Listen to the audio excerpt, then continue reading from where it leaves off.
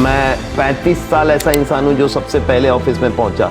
लोगों को गिविंग में ज़्यादा हैप्पीनेस मिलती है। आप दुनिया में कोई भी ऐसा सपना नहीं है, आप अपनी तकदीर खुद लिख सकते हो। 1% पॉपुलेशन है, वो उसकी कंजम्पशन 60-70% है। मेरे को बड़ा पीड़ा होता है कि कोर्ट में 10-10 साल से आदमी भोग रहा है। यार ये तो शायद कोई नहीं करेगा मेरे लिए, पर उन्होंने करा। चाहूंगा कि मेरे पास जो 90 रुपया पर डे में जो चाय पिलाता था मेरे को, आज उसका सैलरी 2 लाख रुपया पर मंथ है। A perfect story for a Bollywood movie.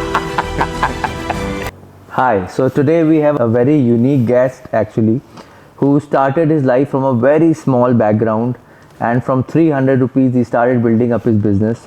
और अब second time he's made a company worth 1300 crores. So I'll introduce you to Ramchandra Agarwal, a vibrant personality, and we'll hear more from him about his journey. Good evening. Hello friends, मैं अपने बारे में छोटी सी बात बताता हूँ कि मैंने बचपन से ही बहुत बड़े बड़े सपने थे और विजन गोल ये एक ही था कि इस पृथ्वी में क्वालिटी ऑफ लाइफ को इन्हेंस करना है।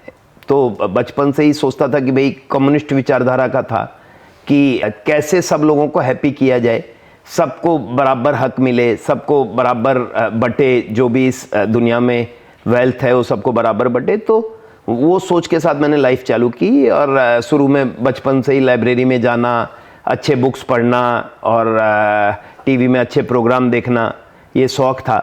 और पढ़ाई चालू करने के बाद फिर मैंने नौकरी चालू की। मैं पापा की छोटी सी दुकान थी, घर खर्चे की दिक्कत होती थी, तो मैंने एक नौकरी चालू की 300 रुपये महीने की। और फिर लगा कि सारे सपने नौकरी में नहीं पूरे होंगे, तो मैंने 1 साल नौकरी करने के बाद एक छोटी सी दुकान चालू की और वहाँ से 3-4 बिजनेस में फेल होने के बाद 6 महीना में फिर मैंने रेडीमेड का बिजनेस चालू किया। और वो बिज़नेस चालू करने के लिए जो मेरी मम्मी के पास से कुछ पैसे लिए और नीचे पड़ोसी थे उनसे पैसे लिए, पैसे लेके मैंने वो छोटा सा बिज़नेस रेडीमेड का फिर चालू किया। और वो बिज़नेस क्योंकि शुरू से ही बहुत लगन थी काम करने की, तो एकदम कैश में माल लेके आते थे और सस्ता बेचते थे, तो वो बिज़नेस बहुत अच्छा चलने लगा। और फिर सन 2000 में मैंने एक वाटर पार्क बनाया कलकत्ता में, और फिर धीरे धीरे चेन स्टोर खोलने लग गए हम। आसाम में मैंने किया, राजस्थान में किया, और 2001 में हम दिल्ली शिफ्ट हो गए। फिर 2003 में मैंने इंडिया का पहला हाइपर मार्केट किया, और 2007 में मेरा IPO हुआ। उसमें मेरी वैल्यूएशन 2000 करोड़ हो गई। फिर शुरू से ही सपना था कि बहुत बड़ा बनना है और इस देश के लिए, ह्यूमैनिटी के लिए कुछ करना है। तो उस हड़बड़ में मैंने बहुत एक्सपेंशन कर लिया, और उतना ज़्यादा मैनेजमेंट में पूरा अनुभव नहीं होने के कारण, टीम बहुत अच्छी नहीं होने के कारण, प्लानिंग नहीं होने के कारण, बहुत सारे कारण बने और मेरे कंपनी में लॉस होने लग गए। तो मैंने कंपनी को, एक बाहर की कंपनी TPG को बेच दिया, और 2011 में फिर V2 चालू किया।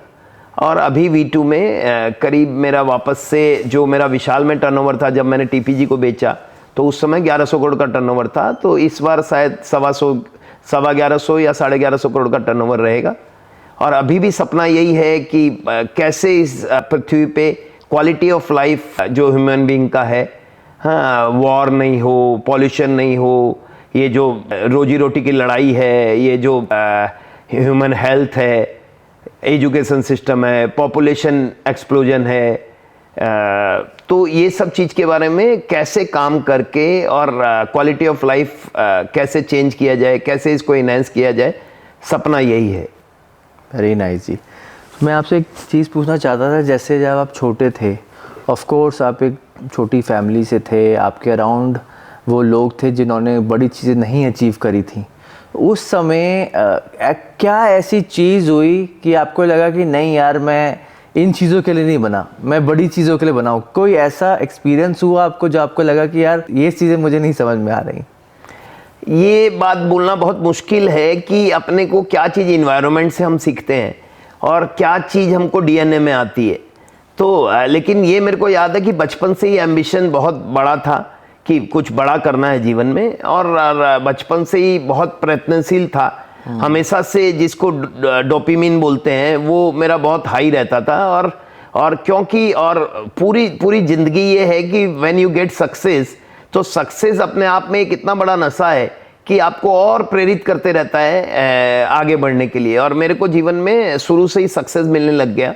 तो मेरा नशा और बढ़ गया। मेरे को लगता है कि ये नशे में जीना बड़ा बड़ा मज़ेदार जीना है। अगर आपको ऐसी स्थिति मिली है कि आपको ग्रोथ मिलते जा रहा है और आप उस जर्नी को एंजॉय कर रहे हो, आपका एक गोल है, उस गोल की तरफ आप धीरे धीरे बढ़ रहे हो, तो उससे अच्छा जीवन मेरे को नहीं लगता है, और उससे अच्छा नशा मेरे को नहीं लगता जीवन में कुछ है। तो मेरा एक क्वेश्चन आपसे ये भी था कि ये सब उन बच्चों के लिए है जो आज की डेट में फिज़िकली फिट नहीं है या कोई हैंडीकैप्ड हैं, कुछ हैं। आपके जो बचपन से आपको एक इशू था, यू हैड पोलियो, तो उसकी वजह से आपने कैसे अपने आप को एक लीडरशिप रोल में लाया? आप मुझे बता रहे थे कि आप क्रिकेट भी खेलते थे बच्चों के साथ, आप सारे स्पोर्ट्स खेला करते थे, तो इसका मतलब आपने अपने एक लीडरशिप से बड़ी अच्छी जगह बना ली थी बचपन में ही फ्रेंड्स के साथ, जो कई बच्चे नहीं बना पा रहे, स्ट्रगल करते हैं।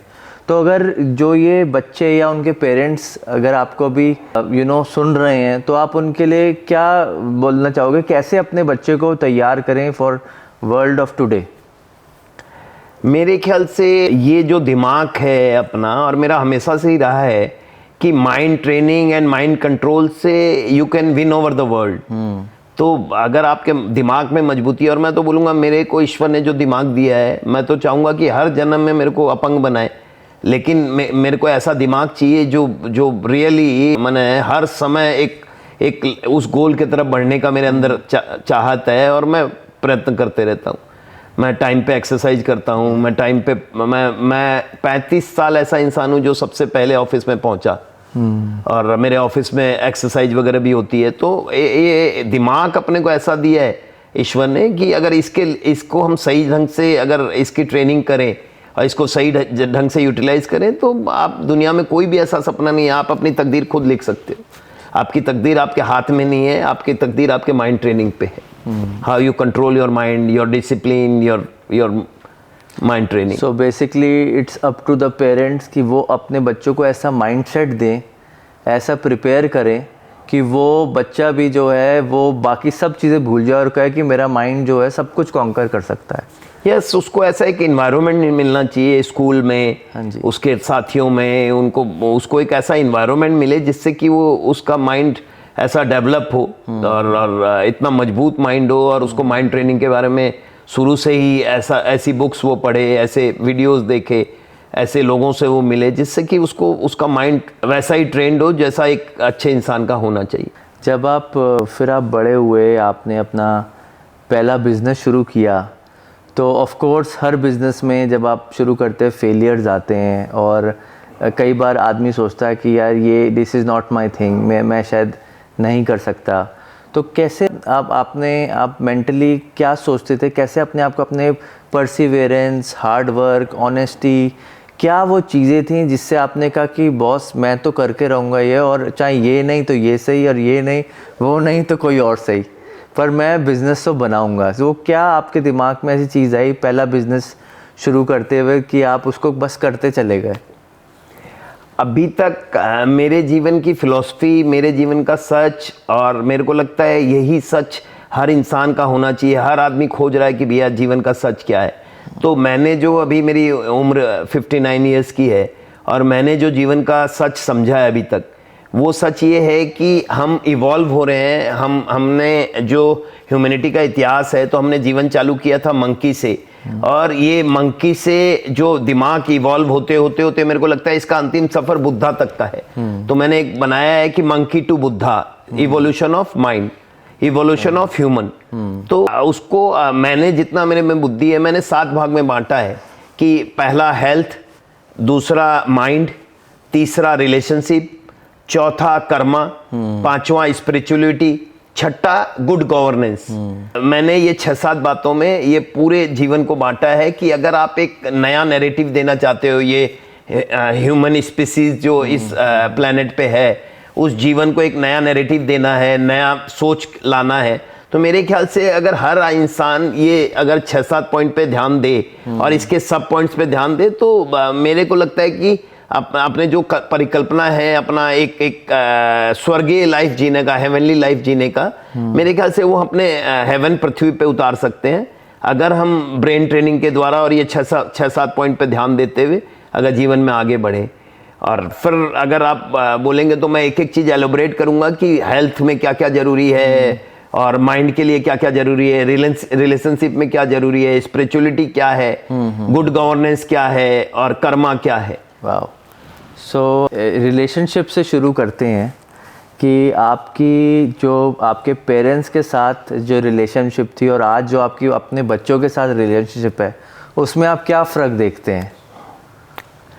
मेरे ख्याल से प्रकृति ने ऐसा बनाया है अपने को, मेरे ख्याल से पेरेंट्स और पेरेंट्स के दिल में जो बच्चों के लिए जो भावना होती है, जो इमोशंस होते हैं, मेरे ख्याल से उसका कोई जोड़ नहीं है इस दुनिया में। और मैंने भी बहुत चेष्टा की कि भाई मैं जो गीता में लिखा है कि भाई आप ज़्यादा मोह किसी से मत करो, लेकिन जो ईश्वर ने ऊपर से बच्चों के प्रति जो मोह डाल के भेजा है उससे अपने कभी भी निकल नहीं पाएंगे और उसको व्यर्थ है उसको सोचना कि हम बच्चों से कभी भी डिटैच होकर रह पाएंगे। तो और दूसरा, रिलेशनशिप में हमेशा मैंने जो सीखा है कि हमेशा देने का सोचो, रिलेशनशिप में कभी भी किसी से लेने का मत सोचो।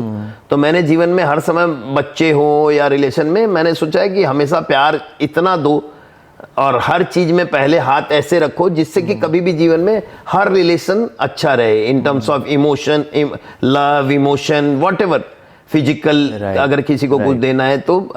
और आपका डेली लाइफ में आपके स्पाउस के साथ रिलेशनशिप, आपका, मैंने अभी मेरा बर्थडे था तो मैंने ऑफिस में, हमारे यहाँ एक प्रोग्राम हुआ था, मैंने उसमें सबसे पहले यही बोला कि डेली अपने माँ बाप को, हर इंसान अगर हक करे एक बार, माँ बाप को कुछ नहीं चाहिए, केवल अगर बच्चे एक बार हक कर ले 10 सेकंड के लिए, तो माँ बाप के लिए जीवन का एक अलग मतलब हो जाता है और बच्चों के लिए कुछ नहीं होता।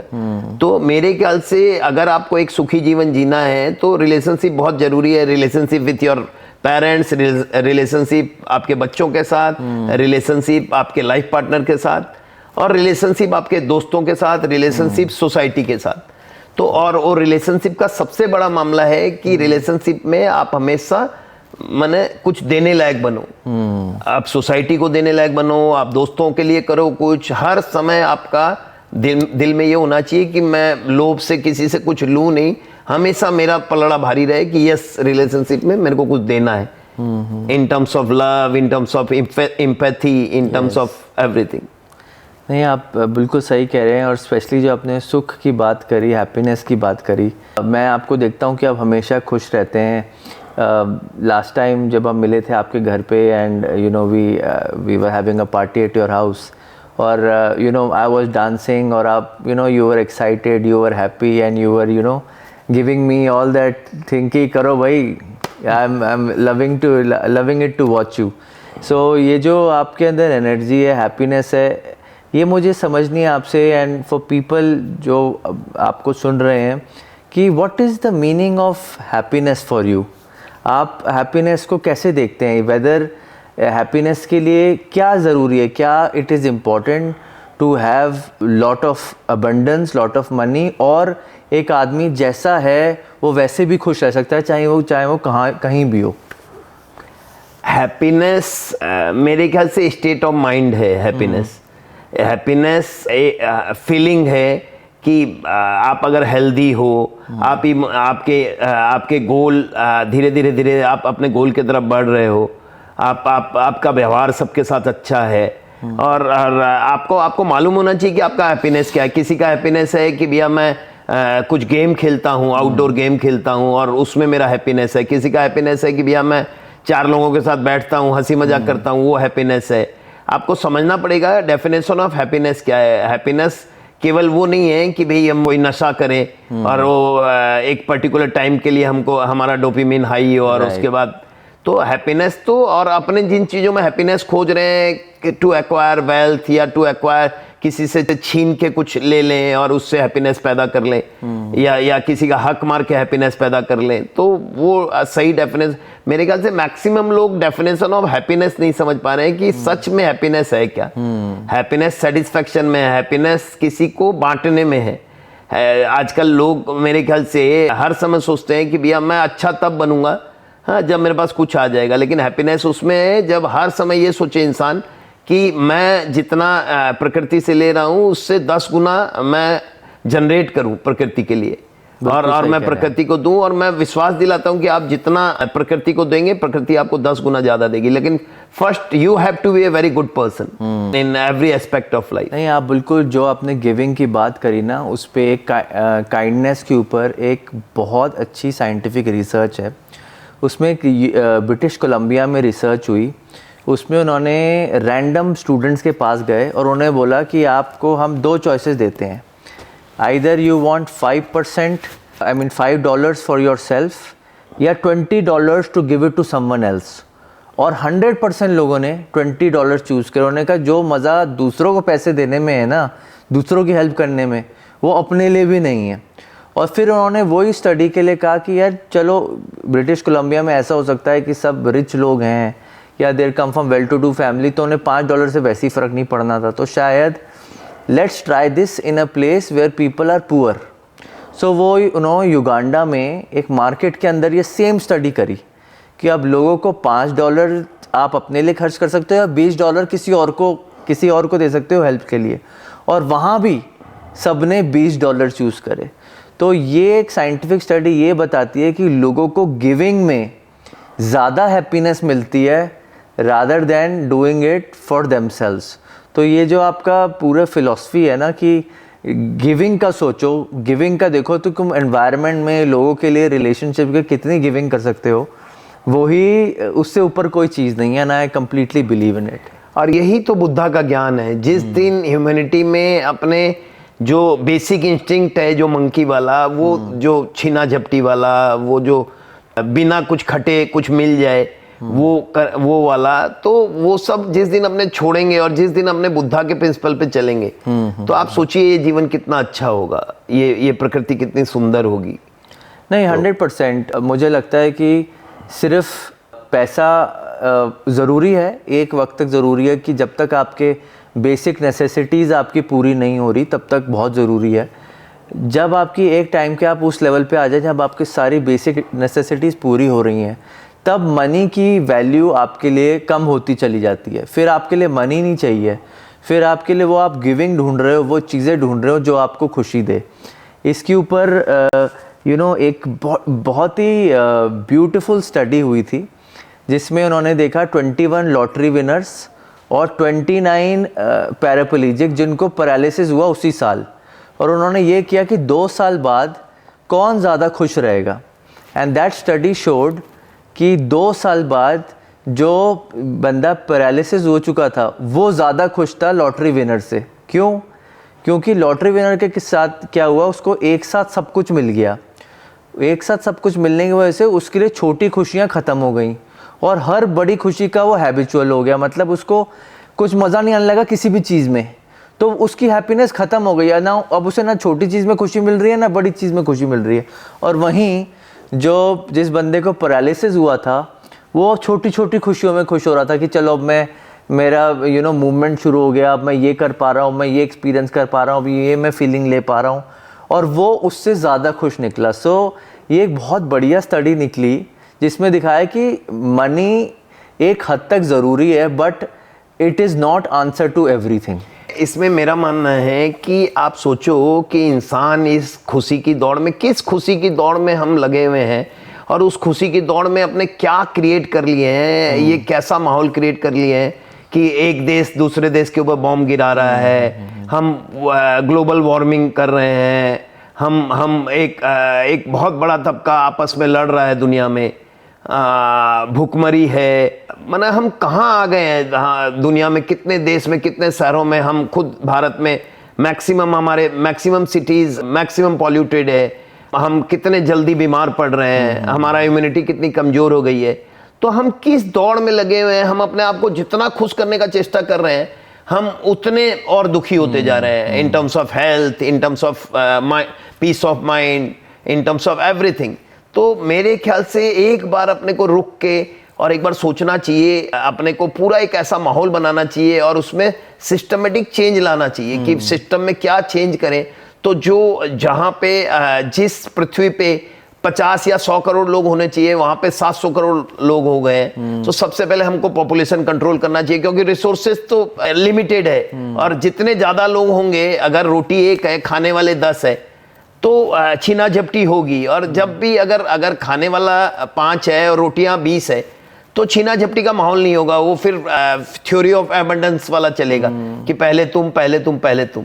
तो हमको बहुत कुछ सोचना है कि ये जो कंजम्पशन स्टोरी है और ये जो अपने नेचुरल रिसोर्सेज को ओवर यूटिलाइज कर रहे हैं, तो मेरे ख्याल से दुनिया के टॉप के केवल 50 आदमी या 100 आदमी पूरी दुनिया का तकदीर चेंज कर सकते हैं। और हमको ऐसे लीडर, ऐसे ये 100 आदमी, ये 100 लीडर को बनाया कौन है?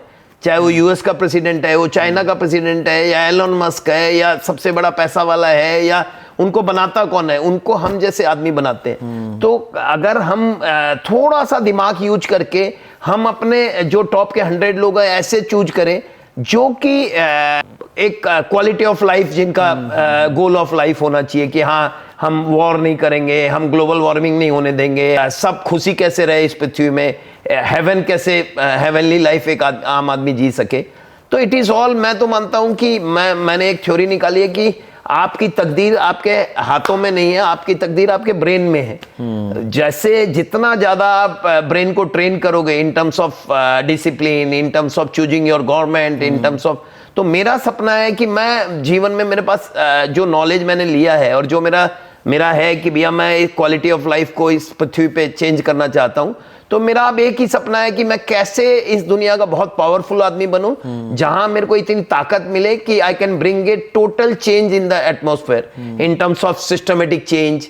मैंने आज आप, मेरे को तो आश्चर्य होता है, मेरे को बड़ा पीड़ा होता है कि कोर्ट में 10-10 साल से आदमी भोग रहा है। हाँ, किसी के ऊपर बिना मतलब का दहेज का केस चल रहा है, किसी के ऊपर बिना मतलब का केस चल रहा है और 10 साल से उसकी सुनवाई हो रही है, वो परेशान है।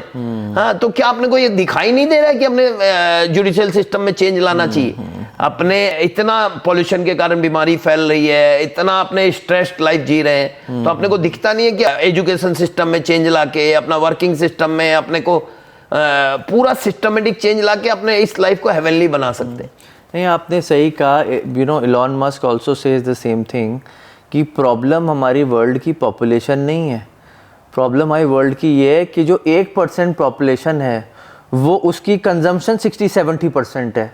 वो जो ऊपर के टॉप लोग हैं वो आधे से ज़्यादा कंजम्पशन तो उन्हीं की है, नीचे वालों को मिल ही कुछ नहीं रहा। जो बाकी 99% है वो सिर्फ 40% खा रहा है। सो जैसे अफ्रीका है, यूरोप में अबंडेंस है या अमेरिका में अबंडेंस है, वो अबंडेंस इक्वली डिस्ट्रीब्यूट अगर हो, अगर अफ्रीका पहुँचे या इंडिया पहुँचे या ऑल देश पहुँचे जहाँ पॉवर्टी है, then things could be balanced out. I think वो आपका पॉइंट सही है कि जब टॉप डाउन अप्रोच होगी कि ऊपर वाले लोग फिर आपकी बात को वहीं लेके आना चाहूँगा, जो मैं सारी दुनिया में ये मैसेज फैलाना चाहता हूँ कि जिन्होंने अपने माइंड को इवॉल्व किया है इस दुनिया में, 1% लोग जिनको मैं बोलता हूं कि रावण प्रवृत्ति के हैं या एविल प्रवृत्ति के हैं, या 0.5% लोग एविल प्रवृत्ति के हैं, और बहुत कम लोग जो हैं वो राम प्रवृत्ति के हैं, या जिनको अपने बोलते हैं बुद्धा की बुद्धि के हैं। तो हम जिस दिन ऐसे लोगों को प्रमोट करने लग जाएंगे जिनका माइंड इवॉल्व हो चुका है बुद्धा के जैसे, और उनको हम शक्ति देंगे, उनके हाथ में पावर देंगे, तो थिंग्स वो ऐसा एक माहौल क्रिएट करेंगे जिसमें कि एक आम इंसान, जो बाकी लोग सब आम इंसान है, वो सारा निर्भर करता है कि उनको कैसा माहौल मिल रहा है। तो अगर हम माहौल अच्छा क्रिएट करेंगे, जहां, जिसको मैं बोलता हूं कि भैया थ्योरी ऑफ एबंडेंस, या जहां एक अच्छा एजुकेशन सिस्टम मिलेगा, जहां छीना झपटी का माहौल नहीं होगा, जहां उसको एक अच्छी लाइफ मिलेगी, तो मेरे ख्याल से वो अगर 100 लोग हम अपने अच्छे चूज करते हैं और उनको पावरफुल बनाते हैं, तो मेरे ख्याल से वहां से एक जो सोसाइटी का जो रिवॉल्यूशन, जिसको मैं बोलता हूं सोशल कम पॉलिटिकल रिवॉल्यूशन, वहां से चालू होगा। और वहां से मेरे ख्याल से ये वॉर बंद होगा, ये जो ग्लोबल वार्मिंग है वो बंद होगा, पॉल्यूशन खत्म होगा, ये एक अच्छा लाइफ का अपने परिकल्पना कर पाएंगे। आपकी जो बातें हैं ना वो ऐसे लगती हैं कि आप कई टाइम आइसोलेशन में बैठ के you have really thought about things, और आपने बहुत ऐसे प्लान बनाए कि मैं you have reflected back on your life. आपने काफ़ी अपने लाइफ से बहुत कुछ सीखा और आप उसे अब आगे इम्प्लीमेंट करना चाहते हैं। देखिए, जैसे मैं पहले भी बोला हूं कि गीता में पहला थ्योरी यही दिया है कि थ्योरी ऑफ डिटैचमेंट। तो मेरे को लाइफ का कभी सेटबैक लगा ही नहीं। जब मैंने टीपीजी को मेरी कंपनी बेची, तो मेरे शायद 120 स्टोर थे और मैंने रात को उनको चाबियां दी सारे 120 स्टोर की, और मेरे मन में कोई भी ग्लानि नहीं था कि भैया मेरा इतना मेहनत से ये महल खड़ा किया हुआ और मेरा ओवरनाइट चला गया, क्योंकि मैं अटैच नहीं था। मेरा, फिर बोलता हूँ, मेरा अभी भी मैं बिजनेस में जा रहा हूँ ऑफिस डेली, लेकिन मेरे दिल में खाली एक ही है कि मेरा गोल जीवन में पैसा कमाना नहीं है, मेरा गोल जीवन में to make a difference in the quality of life of the people.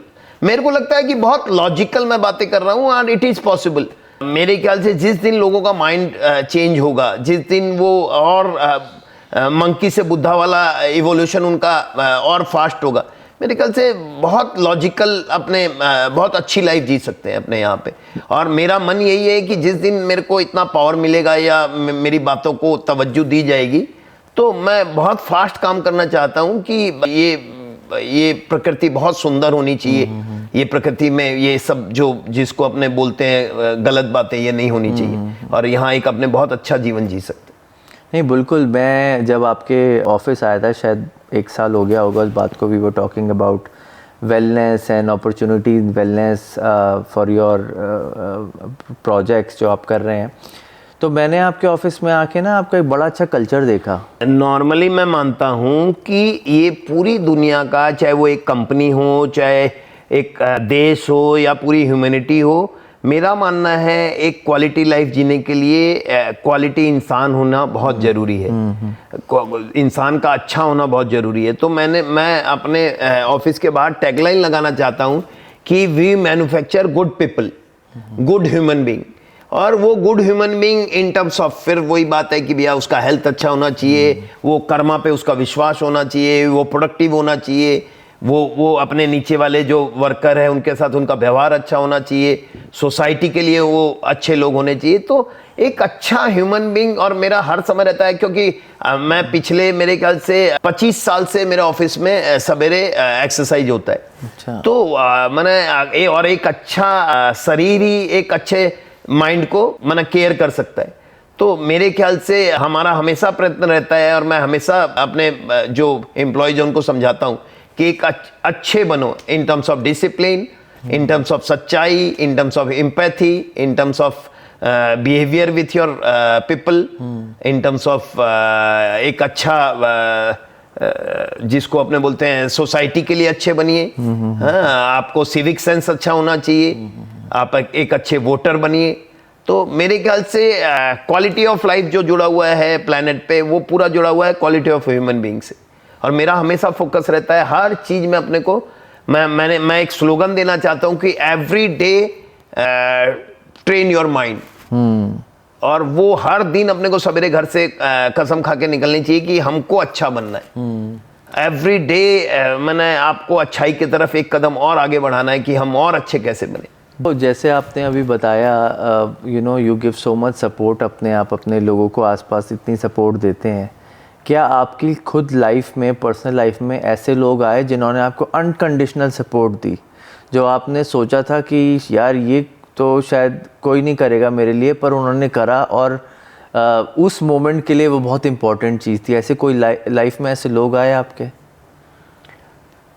मेरी मम्मी मेरे लिए अनकंडीशनल सपोर्ट, जो माँ बाप तो हमेशा ही अनकंडीशनल सपोर्ट रखते हैं। मेरी वाइफ ने कभी मेरे को घर के काम में बिजी नहीं होने दिया। वो बोली आप ऑफिस संभालो, मैं घर संभालूंगी। और जब आप एक अच्छे इंसान बनते हो तो पूरी कायनात आपके साथ हो जाती है। आप अगर किसी का पैसा नहीं मारते हो, सबके साथ अच्छा व्यवहार करते हो, सबको बिलीव होने लग जाता है आपके बिलीफ सिस्टम में कि नहीं ये एक अच्छा इंसान है। तो मेरे को कभी पैसे की कमी नहीं हुई, मेरे को क्रेडिट देने वालों की कमी नहीं हुई, मेरे को कभी उधार मिलने में कमी नहीं हुई, और पूरा इकोसिस्टम मेरा सपोर्ट किया। और अभी भी मेरा सपना जो है, मैं मानता हूँ कि मेरे को लगता है कि मेरे सारे सपने पूरे होंगे और पूरा इकोसिस्टम मेरा सपोर्ट करेगा, क्योंकि मैं एक सच्चा इंसान हूँ। नाइस। और आपकी ज़िंदगी में कुछ ऐसे लोग आए जो टॉक्सिक थे? जैसे फॉर एग्जांपल मेरे को ऐसे कुछ लोग मिले जो मतलब were saying they are friends but they were not friends, पीछे से वो हमेशा कुछ ना कुछ गलत ही क्रिएट कर रहे थे। इस दुनिया में मैक्सिमम लोग एवरेज लोग हैं जो माहौल से अच्छे या बुरे बनते हैं।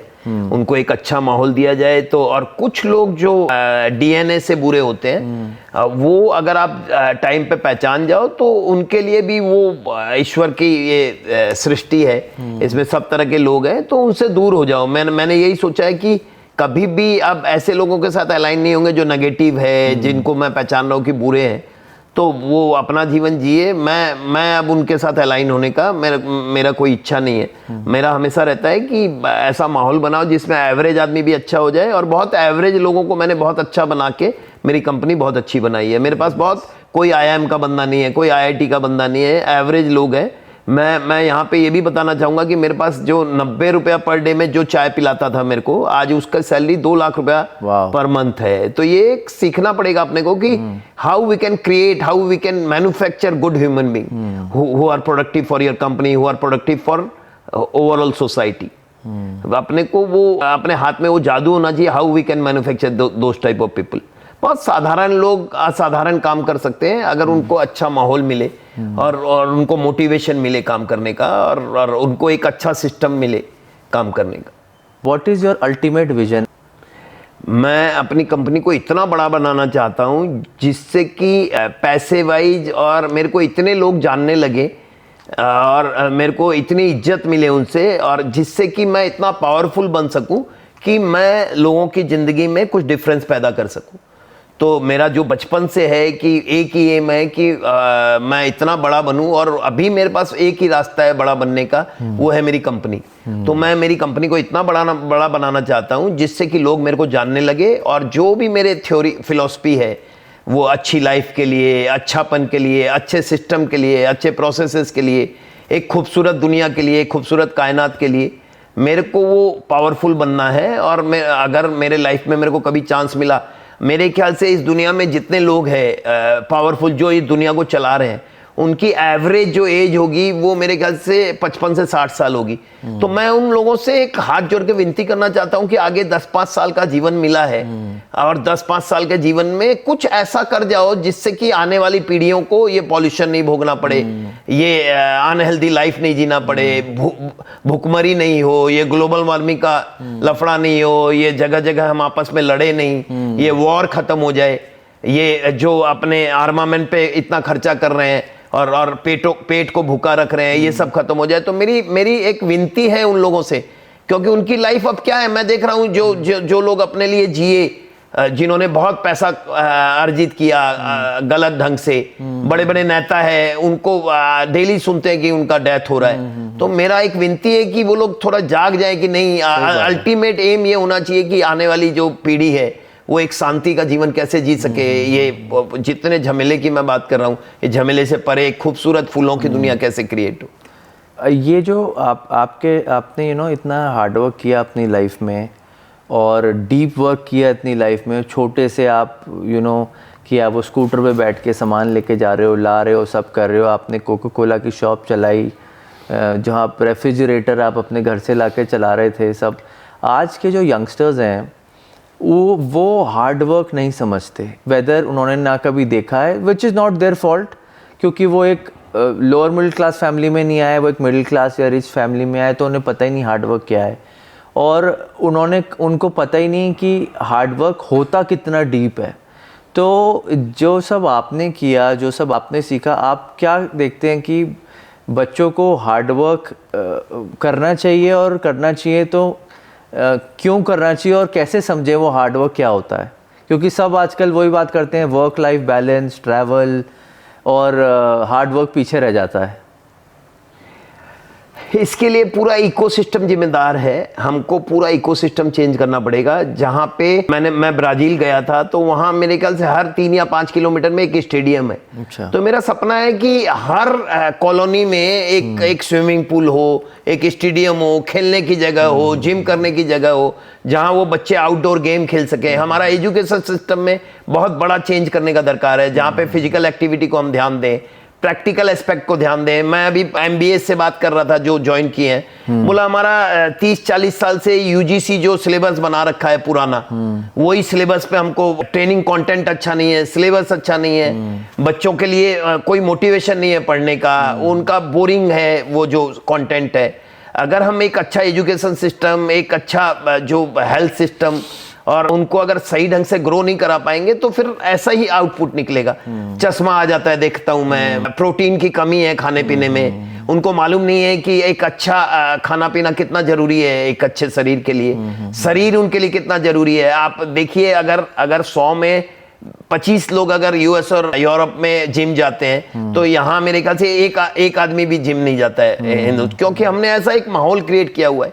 और आप देखें यहाँ एक जो बॉडी स्ट्रक्चर है, मेरे ख्याल से आप अगर उनका देखेंगे कि भैया उनका फैट का परसेंटेज, उनका प्रोटीन कितने उनके लिए जरूरी है, उनके हेल्थ के लिए, तो मेरे ख्याल से सब अंडर नॉरिश्ड मिलेंगे आपको। तो वो एक जो पूरा माहौल बनाना है अपने को, जहाँ एक स्वास्थ्य के प्रति जागरूकता, एजुकेशन के प्रति, खेल कूद के प्रति, तो एक अच्छा समाज का रचना अपने कर सकते हैं। मेरे ख्याल से whole ecosystem has to be changed and ये एक बड़ी ताकत चाहिए इसके लिए। हैप्पीनेस के लिए एक वाटर पार्क तो बना ही हुआ है आपने, तो आपकी शुरुआत तो मैं चाहता हूं कि हर कॉलोनी में खेल कूद का हो, स्विमिंग के लिए व्यवस्था हो, जिम हो, हर इंसान को पूरी अपॉर्चुनिटी मिले, उसको एक अच्छा पोषक भोजन मिले।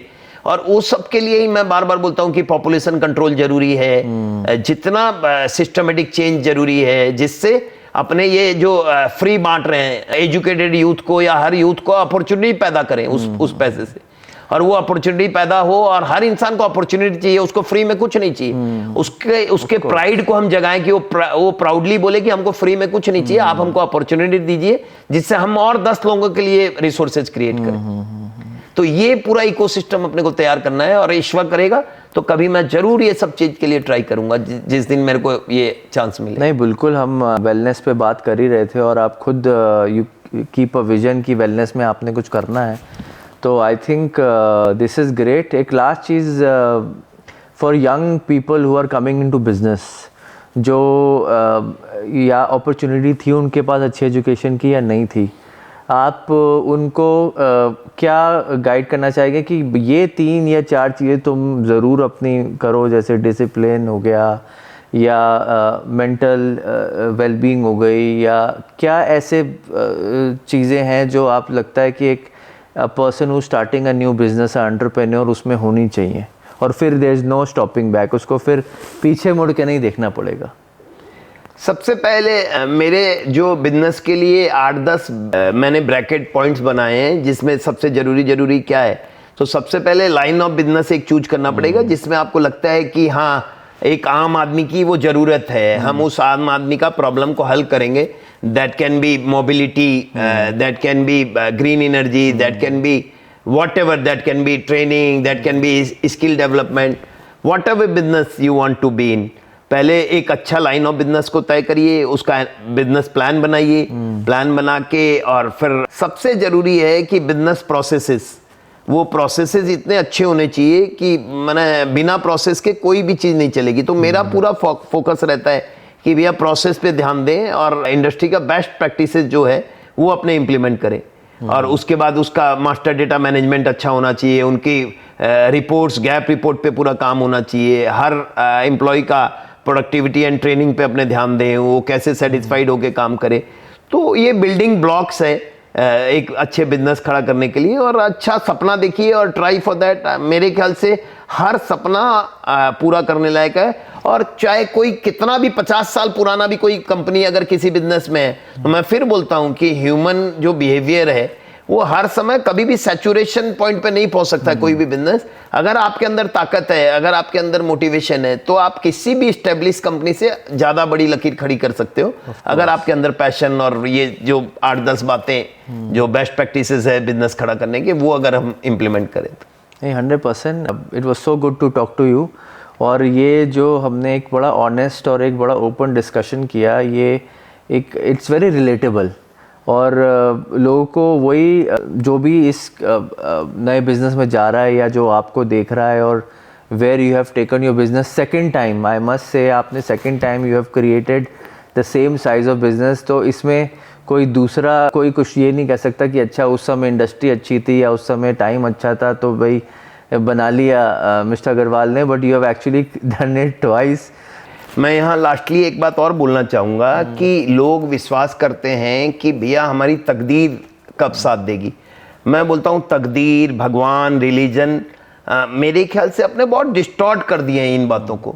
अगर हर इंसान के लिए ईश्वर बहुत जरूरी है, ठीक है, आप ईश्वर को अपनी जगह रखिए, लेकिन अल्टीमेटली आपको जो जिताएगा वो ईश्वर भी आपका भला नहीं करेगा अगर आप अपना भला खुद नहीं करेंगे। आप खुद कर्मा नहीं करेंगे, आप अच्छे कर्म नहीं करेंगे। मेरे ख्याल से अच्छे कर्म ही स्पिरिचुअलिटी है, अच्छे कर्म ही रिलीजन है। तो और अपने दिन रात पूजा करेंगे और अच्छा कर्म नहीं करेंगे तो वो आपको कभी भी रिजल्ट नहीं देगा। तो मेरा सबसे यही रिक्वेस्ट है कि आप अपनी तकदीर को भूल जाओ। तकदीर अच्छी है तो भी बहुत अच्छा है, तकदीर खराब है तो भी बहुत अच्छा है।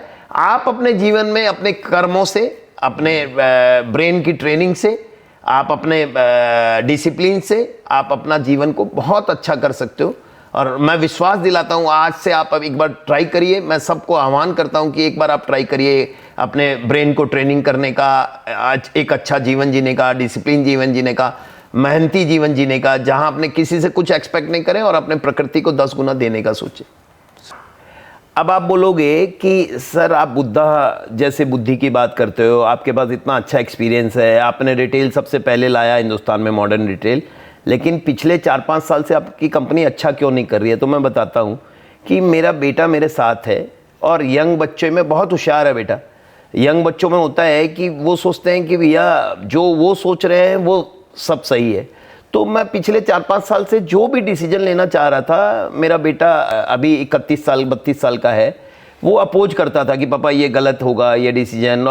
और कहीं ना कहीं मैं बोला कि सबसे स्ट्रांग जो इमोशन है वो बच्चों का है, तो मैं भी वो डिसीजन नहीं ले पाता था। और बिजनेस में कड़े डिसीजन बहुत ज़रूरी है, तो वो मैं नहीं ले पाता था, जिसके कारण मेरी कंपनी अभी 4-5 साल से बहुत अच्छा नहीं कर रही है। लेकिन उसके पहले मैं पर स्क्वायर फीट सेल में मेरा 1150 रुपये पर स्क्वायर फीट जो हिंदुस्तान का बेस्ट है वो आ रहा था मेरा।